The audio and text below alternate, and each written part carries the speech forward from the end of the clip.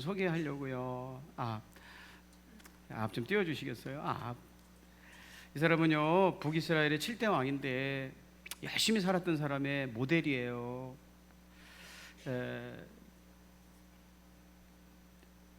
히브리어로는 아하브라고 이름이 써 있고 영어로는 에이헤브라고 부른다고 해요. 근데 우리는 아합이라고 부르는 이 사람은요, 죄악의 바다에서 그냥 떠다니는 인생 살지 않았어요. 여러분, 우리가 이 세상이 죄악의 세상인데 죄악의 세상에서 가만히 떠 있는 인생은 어떤 인생을 살아가냐면요, 성경에 보니까 욕심과 자랑을 위해서 살아간대요. 요한일서 2장 16절에 보면 세상에 있는 모든 것, 곧 육체의 욕망과 눈의 욕망과 세상 살림에 대한 자랑, 모두 하늘 아버지에게서 온 것이 아니라 세상에서 온 것이기 때문입니다. 죄악의 바다에 가만히 떠 있으면 그 사람은 어떤 사람으로 살아가냐면 자기의 욕심, 본능적인 욕심을 채우기 위해서, 혹은 그 욕심을 채운 것을 누군가에게 드러내고 자랑하기 위해서 이렇게 살아간다는 거예요. 그런데 아합은 그렇게 살아가지 않았어요. 여러분, 이 욕심대로 내 욕심에만 초점을 맞춰서 세상을 살아가면 뭔가 문제가 생긴다라는 것을 똑똑한 사람들은 하나님을 몰라도 눈치를 챘어요. 그래서 소크라테스는요, 나는 가장 적은 욕심을 가졌으므로 신에 가장 가까운 존재다. 욕심이 줄어들면 줄어들수록 고귀한 인생이라는 뜻 아니겠어요? 그렇게 생각을 했어요. 그래서 욕심대로 살려 알지 않으려고 몸부림쳤고요. 마하트마 간디라는 사람도 이렇게 얘기했어요. 이 땅의 모든 사람들의 필요를 만족시키기에 충분한 것을 준비하고 있다. 이 땅은 그러나 인간의 탐욕은 채우지 못한다. 우리가 모자라서, 이 땅에 있는 것이 모자라서 이렇게 기근을 만나고 싸우는 게 아니라는 거예요. 세상 사람들이 탐욕을 부리기 때문에 항상 모자르고 그래서 싸우게 된다는 거예요. 욕심의 위험성을 경고한 거죠. 그래서 욕심을 위해서 살고, 자기 욕심을 채우기 위해서 살고, 욕심이 채워진 사람은 누군가에게 자기를 과시하고 자랑하기 위해서 사는데, 아합은 그런 인생 살지 않았어요. 여러분, 아합은요 열심히 살았어요. 어떻게 살았냐면요, 첫 번째 한번 따라해 볼까요? 적극적으로 살았다. 크게 적극적으로 살았다. 여러분, 적극적으로 사는 사람, 열심히 사는 사람 잘 사는 거 아니에요? 얼마나 열심히 살았냐면요, 열왕기상 22장 1절에서 2절 제가 읽겠습니다. 이스라엘의 왕이 그의 신하들에게 이르되 길앗 라못은 본래 우리의 것인 줄을 알지 못하느냐? 우리가 어찌 아람 왕의 손에서 도로 찾지 아니하고 잠잠히 있으리오 하고 여호사밧에게 이르되 당신은 나와 함께 길앗 라못으로 가서 싸우시겠느냐? 여호사밧이 이스라엘 왕에게 이르되 나는 당신과 같고 내 백성은 당신의 백성과 같고 내 말들도 당신의 말들과 같으니이다. 여러분, 신하들은 가만히 있는데 길앗 라못이라는 건 우리 땅이라는 거예요, 이스라엘 백성. 그래서 그거 가만두면 되겠느냐? 가서 차지 다시 뺏어와야지. 굉장히 적극적인 삶의 자세를 가지고 있어요. 그냥 왕으로 하루하루 지난 게 아니라 내가 할 일이 무엇이다, 우리 나라 뺏겼으면 다시 찾아와야지, 적극적으로 공세적으로 하고 있었다는 거예요. 여러분, 그림 하나 보여드릴게요.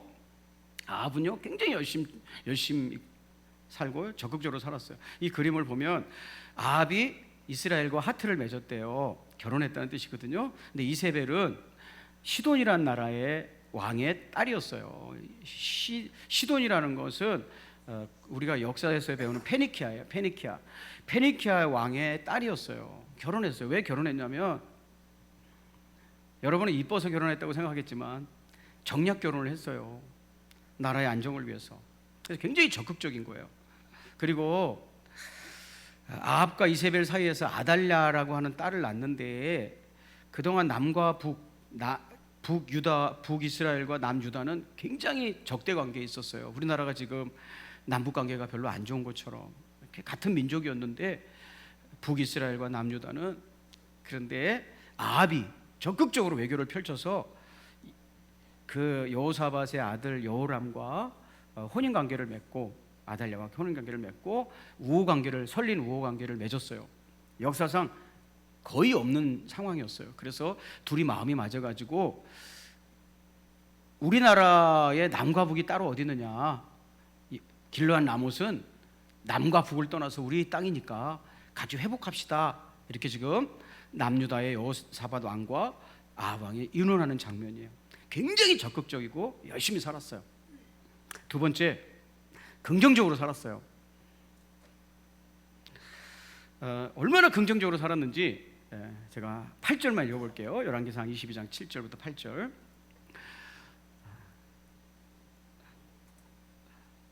이스라엘 왕이 여호사밧 왕에게 이르되 아직도 아물라의 아들 미가야 한 사람이 있으니 그로 말미암아 여호와께 물을 수 있으나 그가 내게 대하여 길한 일은 예언하지 아니하고 흉한 일만 예언하기로 내가 그를 미워하나이다. 여호사밧이 이르되 왕은 그런 말씀을 마소서, 이렇게 얘기했대요. 이제 나중에 좀 자세한 설명은 조금만 있다가 간단하게 또 나누겠지만, 미가야 선지자들을 초대하는 자리에 초대하지 않았대요. 그 사람만 빼놨어요.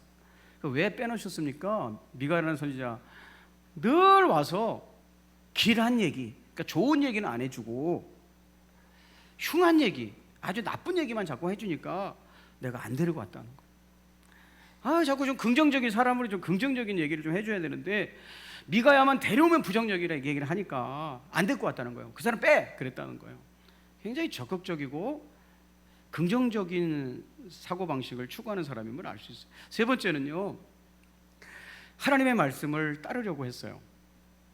긍정적으로만 살고 또 열심히만 살고 적극적으로만 살 것이 아니라 하나님의 말씀이 뜻이 어디 있는지를 따르려고 했어요.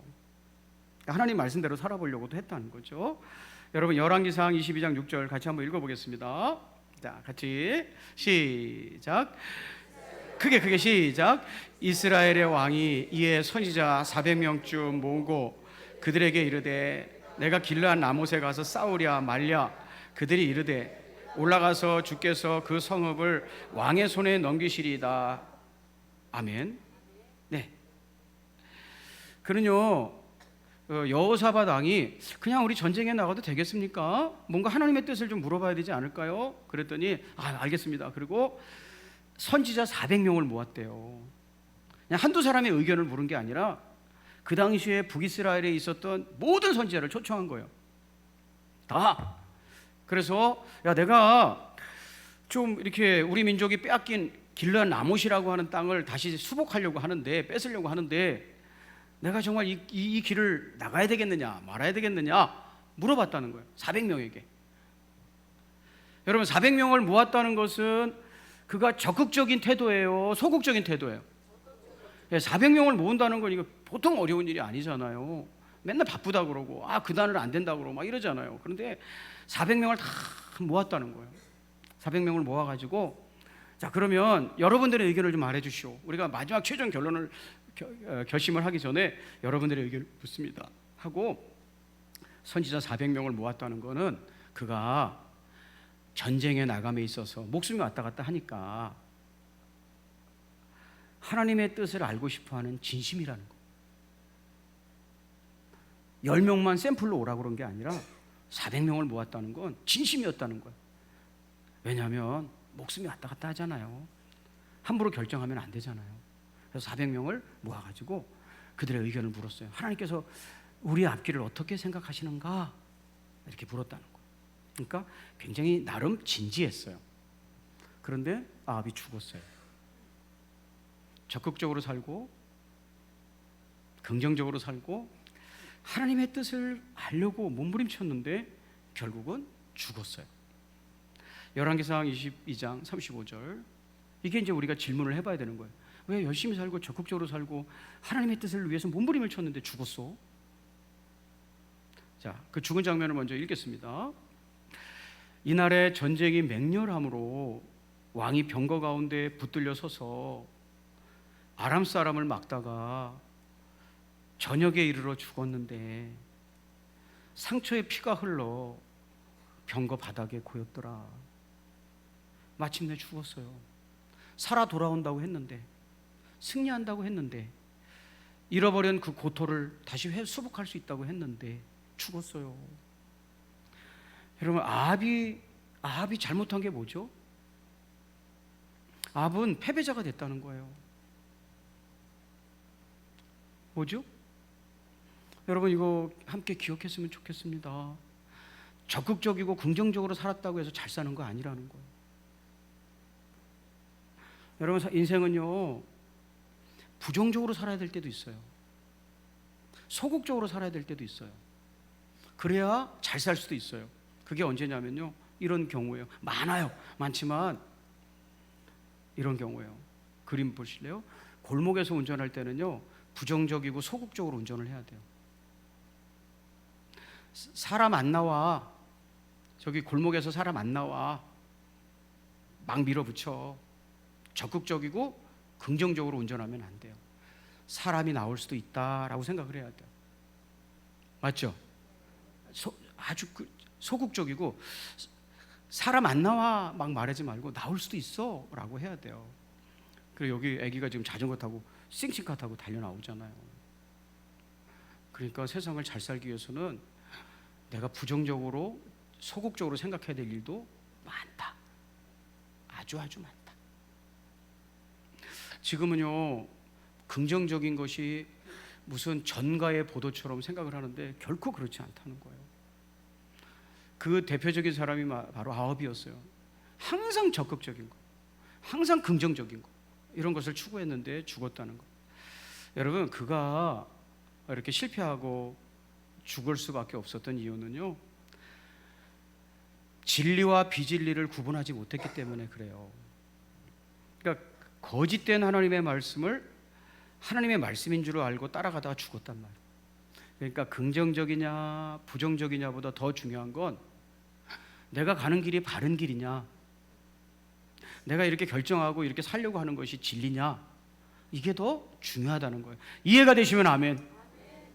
그러니까 아합의 삶을 결정한 것은 적극적이냐 소극적이냐의 태도가 아니었고, 긍정적이냐 부정적인 사람이냐가 아니었고, 그가 믿고 있는 사실이 진실이 아니었는데, 그러니까 그 전쟁터에 나가면 살아 돌아오지 못한다는 것이 진실이고 승리할 수 있어요, 당연히 이기죠 라고 말하는 것이 진실이 아니었는데, 그 진실을 믿고 뚜벅뚜벅 그 길을, 거짓을 믿고 세상을 풀어갔다는 거죠.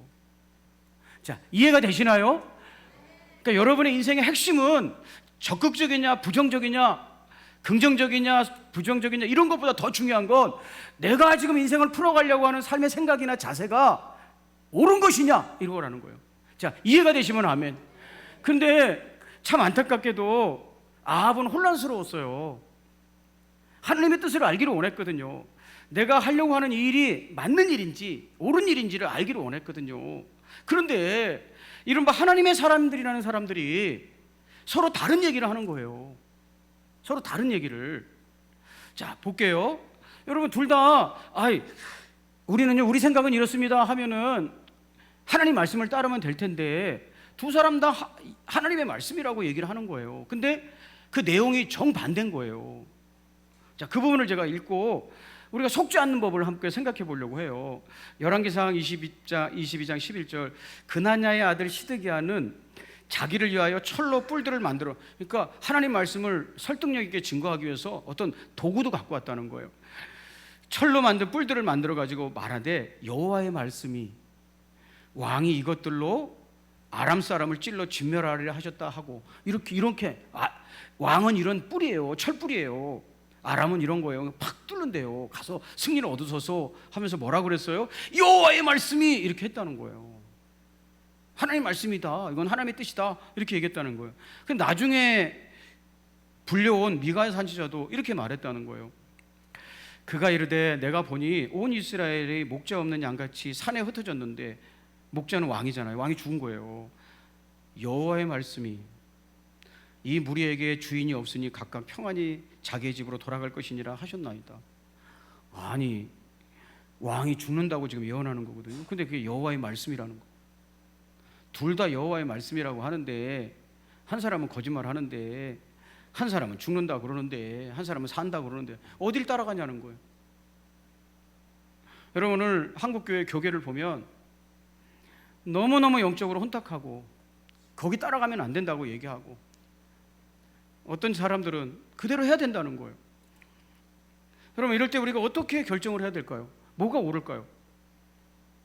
나는 어디를 선택해야 될까요? 다 목사님들이 된다는데, 그리고 어떤 목사님은 또 안 된대. 그럼 어떻게 해야 될까요? 그래서 오늘 아합이 왜 이렇게 거짓말을 따라갈 수밖에 없었는지를 살펴보면서 여러분 속지 않고 살아갈 수 있는 은혜가 저와 여러분에게 있었으면 좋겠습니다. 내가 지금 믿고 틀림없다고 생각하는 것이 진리인가? 첫째, 저는요 하나님 말씀 때문에 속지 않을 수 있는 지혜를 얻게 되었어요. 첫째, 한번 따라해 볼까요? 감정으로 판단하지 말라. 다시 한번, 감정으로 판단하지 말라. 자, 둘 다 하나님 말씀이라고 전해지고 있는데 왜 거짓말을 따라가 버렸냐면 열왕기상 22장 8절에 그 이유가 나와 있습니다. 이스라엘의 왕이 여호사밧 왕에게 이르되 아직도 아물라의 아들 미가야 한 사람이 있으니 그로 말미암아 여호와께 물을 수 있으나 그는 내게 대하여 길한 일은 예언하지 아니하고 흉한 일만 예언하기로 그래서 내가 그를 미워하나이다. 나는 그 사람 만나면 싫어. 그 사람 말하면 싫어. 이게 미워하다거든요. 그래서 싫어하니까 미가야 얘기는 듣고 싶지 않은 거예요. 그래서 이쪽을 선택했다는 거예요. 여러분, 진화론에서 감정을 뭐라고 해석하는 줄 아세요? 진화론은 하나님 없는 사상이잖아요. 하나님이 없는 사람들에게 묻는 거예요. 진화론에게. 야, 그러면 우리가 왜 고등 생명으로 진화하면서 감정이라는 게 왜 생겼어? 감정? 우리에겐 감정 있잖아. 슬프고 속상하고 미워하고 싫어하고 이런 거. 그런 게 왜 생겼어? 라고 물으면 진화론에서는 감정을 이렇게 설명해요. 진화론이 말하는 감정의 역할, 필요해서 생겼다는 거예요. 그 필요가 뭐냐? 생존과 번식을 위한 적응 결과라는 거예요. 감정은 우리의 생명을 유지하는 센서라는 거예요. 진화론에서 하는 거예요. 왜 감정이 사람 죽고 사는 센서야? 이제 진화론자들의 설명이에요. 옛날에 숲속에서 동물이 나오고 짐승이 나를 공격하려고 하면 언제 앉아서 뭐가 옳은지 이성적으로 합리적으로 판단하고 있어? 5초 안에 결정해야 돼. 5초 안에 결정해서 내가 피할 것인지 대항할 것인지 결정해야 돼. 그러려면 즉자적인 반응을 보여야 되는데 그게 감정이라는 거예요. 느낌이라는 거예요. 이거 피해야 된다. 그래서 그걸 발전시켜 왔다는 거예요. 이 말이 무슨 말인지 아시겠어요? 그러니까 대부분의 사람은 진화론자에 의하면 감정적으로 산다는 거예요. 감정이 우리 인생의 최종 결정권자라는 거예요. 생존을 그렇게 발전시켜 왔다는 거예요. 그래서 아무리 옳은 얘기도 내 감정을 이길 수 없다는 거예요. 내가 싫으면 싫은 거야. 그렇게 살아왔다는 거예요. 그렇게 안 하면 이 거친 생존 세계에서 살아남을 수 없었기 때문에 인간이 발전시킨 기술이라고 가르쳐요. 그래서 진화론에서는 감정이란 생존과 번식을 위한 적응의 결과다, 이렇게 정의하고 있어요. 여러분, 하나님의 사람이 아닌 사람들은 무엇이 인생의 최종 결정권자냐면 감정이란 말이에요. 감정. 그러니까 아합이 감정을 따라 그 일을 결정해서는 안 됐었어요. 감정을 따라 그 일을 결정하면 절대 안 됐어요. 여러분, 뭔가를 결정할 때 기분 나쁘면 그거 하고 싶지 않거든요. 그래도 참고 다시 한번 생각해 보시기를 주의 이름으로 축복합니다. 기분 나빠. 네 얘기 듣고 싶지 않아. 그랬다는 거예요. 두 번째 단서. 말씀 전하는 사람의 삶을 살펴봐야 돼. 이게 속지 않는 방법이에요. 여러분, 열왕기상 22장 27절부터 28절에 보면, 자, 이제 난 네 말 듣기 싫어, 미워, 싫어. 아방이 미가야에게 그렇게 얘기하면서 이렇게 말합니다. 말하기를 왕의 말씀이 이놈을 옥에 가두고 내가 평안히 돌아올 때까지 고생의 떡과 고성의 물을 먹이라 하였다 하라. 미가야가 이르되 왕이 참으로 평안히 돌아오시게 될진데, 그러니까 자기 살아 돌아올 거라는 거예요. 내가 그때 널 가만두지 않겠다는 거예요. 이놈 옥에 가둬놓고 고생의 떡과 고성의 물을 먹여라 이렇게 했다는 거예요. 그러니까 실컷 고정을 시켜라. 내가 전쟁하는 동안에 기분 나쁘고 재수없는 말만 해 이렇게 갔다는 거예요. 그때 미가야가 그걸 듣고 미가야가 이르되 왕이 참으로 평안히 돌아오시게 될진데 여호와께서 나를 통하여 말씀하지 아니하셨으리이다. 그렇게 된다면 내가 거짓말을 한 게 되겠죠. 이렇게 대답했다는 거예요. 왕의 말씀대로 된다면 제가 거짓말쟁이겠죠. 하나님께서 나에게 그렇게 말하지 말라고 했는데 내가 말한 것이 되겠죠. 또 이르되 너희 백성들아 다 들을지어다. 다 들어놔라. 이렇게 얘기했다는 거예요. 자, 여기서 얻을 수 있는 힌트가 뭐예요? 하나님의 말씀을 전하는 사람은요, 생명을 건다는 거예요. 저 같았으면요, 미가야 말 들었어요. 여러분, 오늘요, 이 사건이 뭐냐면 거짓말하는 영이 임한 거예요. 여러분, 거짓말하는 사람은요, 그 거짓말을 위해서 생명을 걸지 않아요. 근데 하나님 말씀을 전하는 사람은 옥에도 들어가는 거예요. 그 말씀이 진실이라고 믿으니까 옥에도 들어가는 거예요. 그 말을 철회하지 않는 거예요. 고생의 물과 고생의 떡을 먹어도 그 말을 철회하지 않는 거예요. 그러니까 그의 삶을 보면 알아요. 요한계시록에는요, 이런 말씀이 기록되어 있어요. 요한계시록 20장 44절. 또 나는 요한이 보는 거예요. 계시를 통해서. 또 나는 예수의 증언과 하나님의 말씀 때문에 목이 베인 사람들의 영혼을 보았습니다. 왜 그 사람들은 목을 내놨을까요? 왜 그 사람들은? 여러분, 하나님 말씀은요, 하나님 말씀을 가슴에 새긴 사람, 하나님 말씀이 뭔지 알고 가슴에 새긴 사람들은요, 그 약속의 말씀이 육신의 생명보다 귀하다는 걸 알아요. 그래서 그 말씀대로 살아가요. 그래서 목을 내놔야 돼도 기꺼이 그 목을 내놓는 거예요. 그러니까 속지 않으려면, 저 같았으면 너 고생의 떡 좀 먹어, 이런 옥에 가도 이랬을 때 미가야가 잘못했어요. 왕의 비유를 마치고 왜 굳이 편안한 길을 가지 않고 옥에 갇히면서도 왜 저 소리를 할까? 한 번쯤 생각해 봤을 거예요. 쟤는 무엇을 위해서 내가 그 길 가지 말라고 그러지? 한번 생각해 봤을 거예요. 여러분, 그의 미가야의 삶을 살펴봤다면 그는 속지 않을 수도 있었을 거예요. 여러분, 하나님께서 여러분이 어떤 사람인지,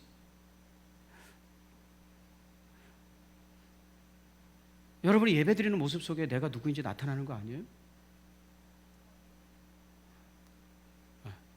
여러분이 하루하루 일상을 살아가면서 어떻게 사는지가 여러분의 정치 아니냐고요.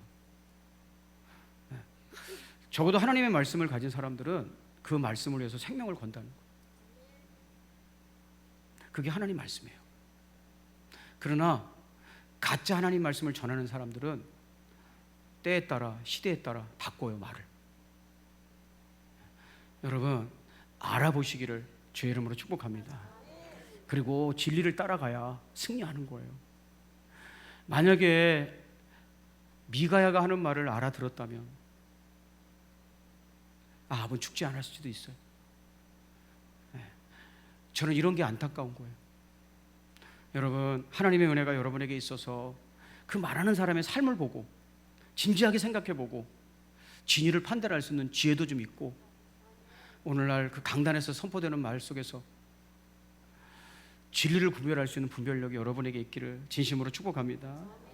야, 우리 아까 좀 말씀드린 대로 채연이 이렇게 좀 축복해 주는 시간 갖고, 대단한 건 아닙니다. 여러분에게 소개하고 선물 준비한 거 전달하고 축복해 드리는 시간을 찬양하고 축복해 드리는 시간 갖겠습니다. 자, 우리 채연 좀 나와 주시겠습니까?